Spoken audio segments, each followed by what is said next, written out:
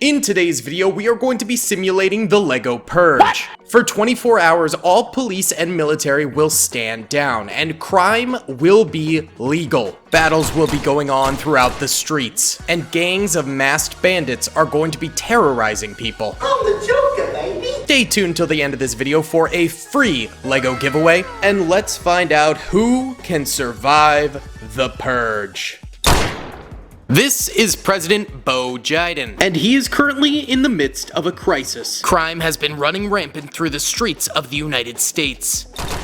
So the president decides to take drastic action. He announces the first annual purge. For 24 hours, all crime will be legal. People can commit murder, people can commit arson, people can commit robberies. Anything is on the table.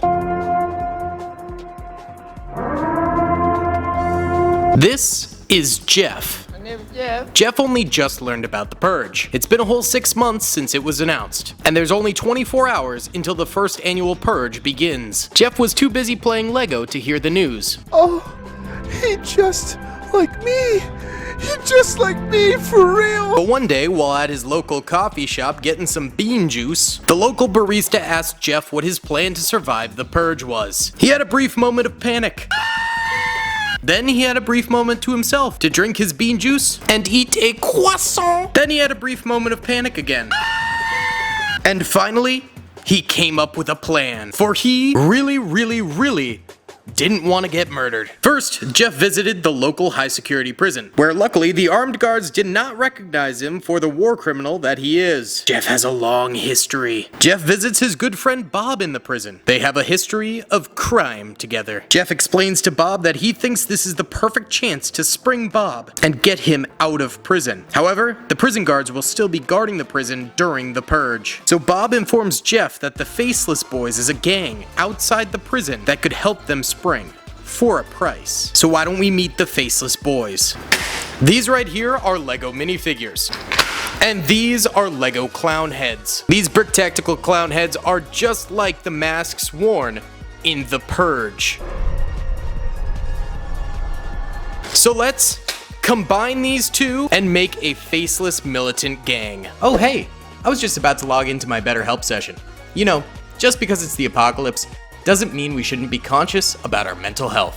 Huge thank you to the sponsor of today's video, BetterHelp. I've personally used BetterHelp in the past, and it's really gotten me through some difficult times. During lockdown, I was struggling a great deal with loneliness and stress. I felt like I didn't have anyone to talk to about my problems and felt stuck in my situation. Luckily, speaking with someone through BetterHelp was exactly what I needed. They helped me understand that everyone was going through the same emotions during this time, and it was just a difficult time overall. After each session, I left with ideas on how to meet new people and handle my anxiety. BetterHelp can help you as well. Their site will connect you to a licensed therapist who is trained to listen and give you helpful, unbiased advice. You can talk to them however you feel comfortable, from your phone, computer, voice call, video call, or even messaging. Visit betterhelp.com/DaleyBricks or choose DaleyBricks during sign up to enjoy a special discount on your first month, and in most cases, you'll get matched to a therapist in 48 hours. Thank you to BetterHelp for sponsoring this video, and thank you guys for watching. Now let's get back into it. Et voila, the Faceless Gang. Yeah, as someone who is terrified of clowns, let's just say that right now I am quaking in my little bootsies. These guys are absolutely terrifying, and I would definitely be running from them in the Purge. That being said, to make them even more scary, why don't we give the clowns some guns? Somebody please get this man a gun.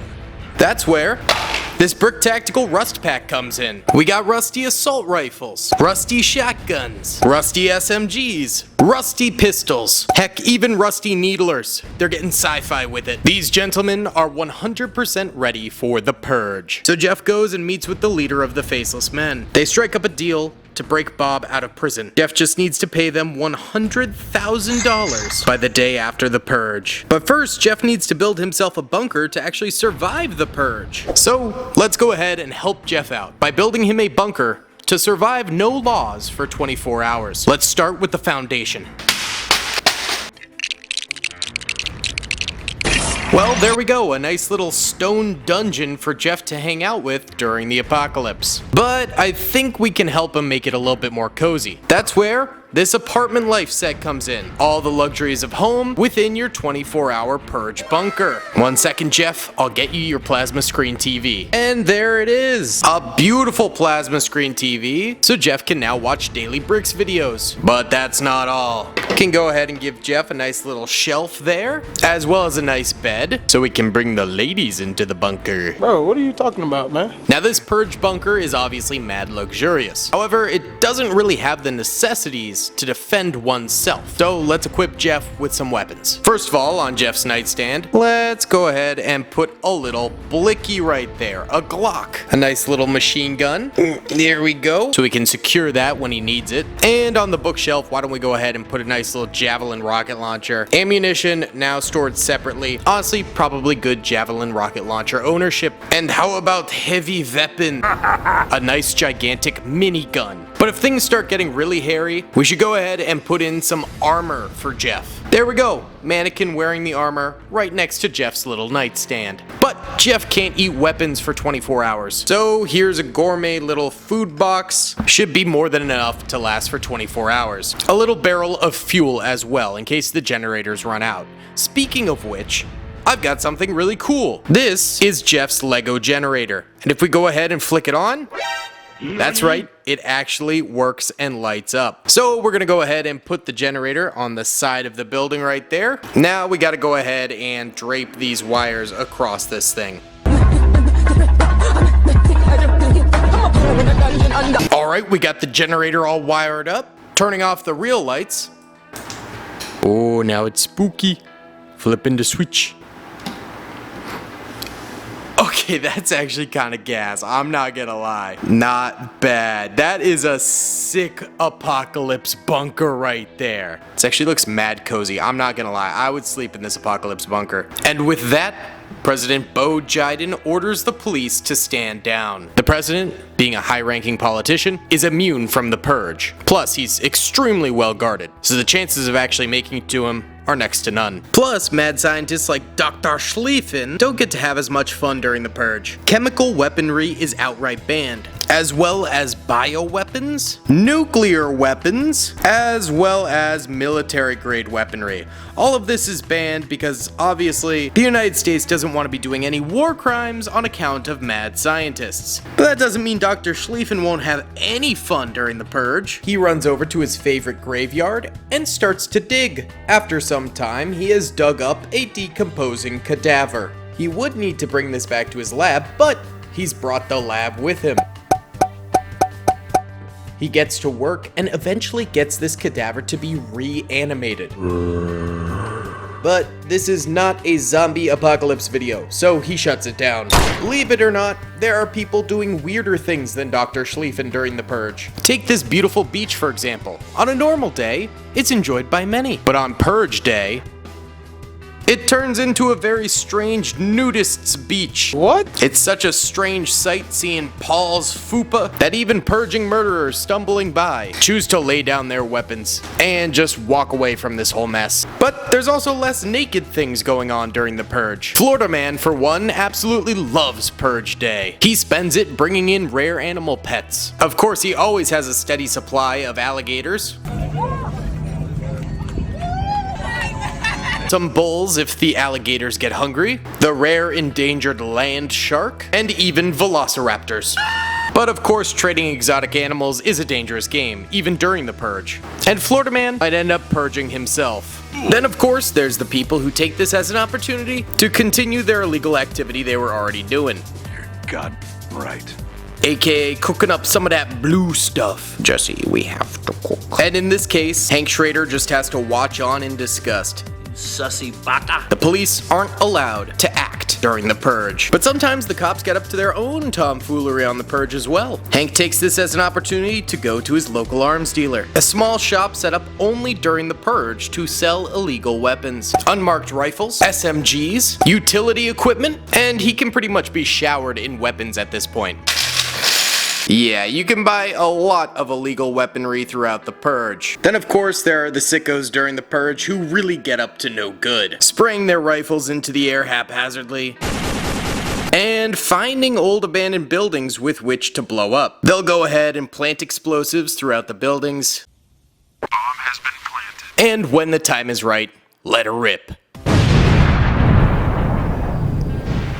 Demolishing the entire thing as an act of arson and basically just being pyromaniacs. These are the guys you really need to look out for during the Purge. They're crazy psychopaths who get all their steam out during the Purge and then suddenly return back to normal when the 24 hours is up and the day is done. You would never suspect what they did during the Purge.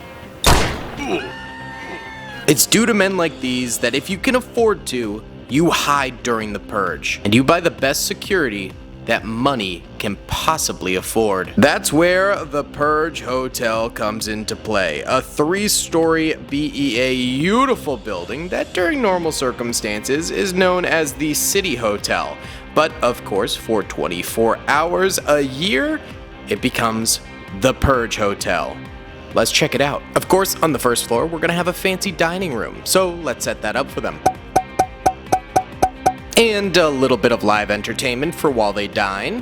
Wonderful. Plus a fully stacked bar, so they don't really have to think about the worries of the outside world. But then you take the grand staircase up to the second floor, and up here we have a nice little couch looking over the windows, and a second bar. Let's also go ahead and put a record player up here, so they can listen to some tunes during the Purge, as well as a dessert bar. The second floor also has this beautiful outdoor balcony. We'll put a little mojito out there, a nice little lawn chair to enjoy it by, and a bulletproof umbrella, in case any fire comes raining down while you're enjoying your mojito. And finally, the third floor where the rooms are. The hotel is extremely expensive, costing over $1 million for the entire Purge night. It's inhabited by all sorts of politicians, celebrities, and LeBron James. But just because these celebrities and politicians are locked up during the Purge does not mean they're not going to do a little bit of purging themselves. First of all, they have some pretty weird wild parties with shenanigans and illegally distilled booze, which they swear tastes better. And we don't really know what's happening up on the third floor. It's getting weird up there. The furries are back. And after a little bit more partying, they start to bring in their science experiments. Strange creatures from Purge years past, who the celebrities have chosen as their playthings to experiment on and watch throughout the night. You see, despite being rich, the celebrities might be more depraved and sadistic than the poor souls forced to kill themselves outside. And what keeps the celebrities safe? The military and police, of course. Of course, we're going to need some snipers at the rooftop. These folks come from the Army, the Navy, SWAT teams, Spec Ops forces. They're willing to protect anyone during the Purge, just as long as they're the highest bidder. On the second floor of the hotel, we have radio operatives, tasked with using radar, infrared scopes, drones, anything to keep an eye on the savages outside the hotel. And then there's the exterior guards, mercenaries, private security forces, US Army personnel, and cops deployed at the doors below, who fire at anyone and anything that approaches the City Hotel and its defenses. Of course, some foreign nations do try and attack the hotel, attempting to destroy the US system during their own Purge. But the guards know what they're doing. This place is locked down like Fort Knox. But somewhere not locked up like Fort Knox is going to be the prison. The Faceless Gang arrives at the prison with weapons drawn, but they find that the guards have all decided to take a nap. You gotta stay alert during the Purge, but I guess they didn't really have much of an incentive to. The rest of the gang springs the door for Bob, who is now a free man. Bob flees the scene, but others follow him from the prison cell. John Lennon, Skibbity Toilet, Adolf Brickler, and the Queen.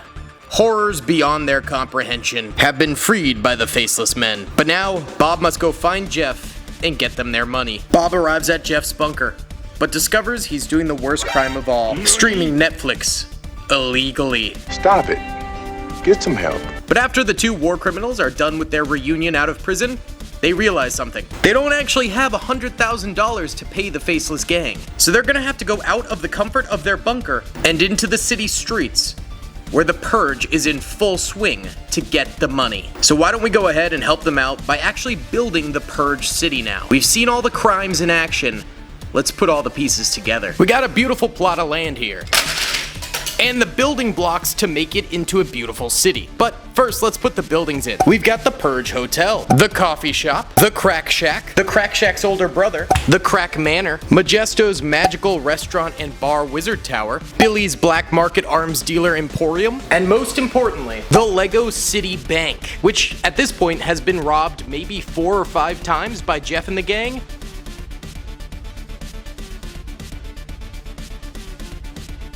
Well, I think this LEGO City street is looking mighty fine, but I've been criticized for never putting enough fauna in my builds. So I bought a crap ton. Let's go ahead and put all this down to make it nice and pretty.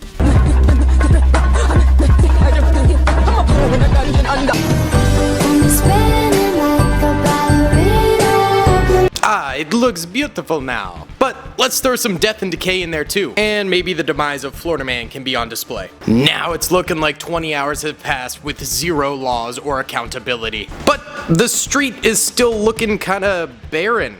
I think we gotta add some roadblocks, trash, etc. Let's get a couple overturned vehicles in there. Somehow a boat got stuck out there as well. Mayhaps a crashed helicopter. Wonderful, now there's a little bit more apocalypse in our LEGO city. But now I think we need to spend some time putting in some road barricades. A little bit of cover for the mercenaries that are about to come out of hiding. As Jeff and Bob walk into the war zone, they quickly notice the destruction before them. And then they start seeing the devils in the detail. The coffee barista having to fight for his life against a bunch of cosplaying LARPers. He takes one out with his axe, but is quickly stabbed by the one behind him. Nearby, some of the faceless gang have set up a roadblock. They're being attacked by armed purging citizens. There are multiple deaths on both sides, but the faceless gang comes out on top. Another section of them start leading an assault on the city hotel. The rooftop snipers are of course firing as much as they possibly can into the enemies below. But the enemy fire is also drastic. They're attempting to take over the hotel in order to hold hostages and get money from the celebrities. Nearby, an old grandpa is trying to save his granddaughters with a blunderbuss. They're being attacked by a faceless gang member with brass knuckles. Luckily, the old man's got good aim and he takes out the faceless gang member. Across the street, we have a barricaded house. A citizen, heavily armed to the teeth, having prepared for the purge, is trying to get in. They're sick and tired of the destruction going on outside, and they want to find safe refuge. The folks inside know better than to remove the couch and soda machine barricades and allow a stranger in during the purge. It could be the death of them. All of this destruction brings us to the bank doors at the end of the block. Inside, everything is dark. Jeff and Bob look at the doors in which they have sieged multiple times and robbed for all she's got. They're honestly surprised that this bank is even still in business with the amount of times they've robbed them. But up at the rooftop, the bank manager and his secretary are hiding out. They've decided, let the purgers have the bank. It's not worth their lives. But little do Jeff and Bob know, hours ago, a bank robber minifigure had already stolen and gone out the side entrance of the laundromat next door. He took what little remaining cash was left over because the bank manager, knowing the purge was happening, had already siphoned out a lot of the money from the bank itself. He knew robbers would be on their way. That's when Jeff and Bob knew they were in trouble. They get quickly surrounded by the last remaining members of the faceless gang, expecting money for springing Bob out of prison. They quickly take cover and start spraying out fire at the oncoming enemies. They don't have the money to pay them back whatsoever. The faceless gang sprays back themselves. If they're not gonna get the money, they're gonna take the lives of those who screwed them over. In the distance, Florida Man is struggling with the alligator. Out of his back pocket, he pulls out his trusty rocket launcher, wanting to finish off the reptile once and for all. But he's getting jostled around so much by the gator that he misfires. The rocket strikes the firefight. As the dust settles, it's apparent that everyone involved has been knocked unconscious. And as they begin to stir, they're not sure how long they've been knocked out. But the faceless leader still has his shotgun, and he's pointing it directly at the disarmed Bob and Jeff. He's ready to fire straight into them. and take them out. That's when Trusty Joe steps out of his office with his ice cream cone and makes an announcement. The first annual purge is over. It has been 24 hours of chaos and mayhem within the LEGO City. Hundreds have died, millions of dollars have been stolen from various establishments, and billions of dollars of damage has been done. Jeff and Bob get to escape with their lives. But the president believes this was a success. There will be a second purge, and the Faceless Gang may very well get their revenge. At the end of the day, despite the dead littering the streets, this was a success. Crime goes down to nearly 1% of the population. Historic lows, because they all get it out of their system during the annual purge. Alright, let's make some room for today's giveaway, boys. We'll be giving away a security officer, a faceless soldier, another faceless soldier, and a Russian military unit. On top of that, I have a few of these knockoff LEGO World War II minifigures. I'll be giving away 4 of them to you guys, as well as a small satchel baggie of weapons to create your own purge with. All you gotta do is hit the like button, subscribe, and comment down below what you would do during a purge to survive. I hope you guys enjoyed that video. Be sure to click that subscribe button for more content, and hit the notification bell if you'd like to be alerted to whenever I live stream or upload. Thanks so much.